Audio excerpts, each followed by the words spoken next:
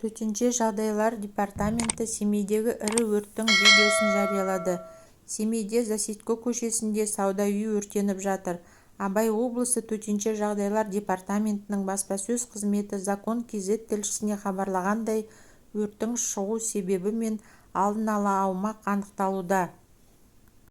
Оқиға орнына жеткен өрт сөндірушілер эскалатор аймағында бірінші қабатта бутиктер жанып, екінші қабаттың үй-жайларына жайылып жатқанын анықталды.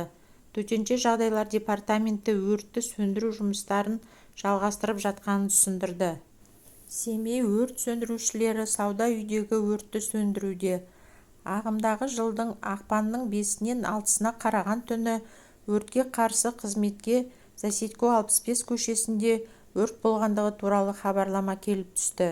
02 сағат 29 минутта өрт орнына келген өрт сөндірушілер эскалатор ауданындағы бірнеше қабатта бутиктер жанып, екінші қабаттағы үй-жайларға таратылғанын анықтады.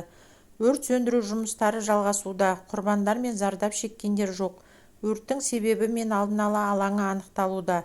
Қазіргі уақытта өртті жоюға жеке құрамының 349 адамы, 47 техника және 1 өрт сөндіру пойызы жұмылдырылды.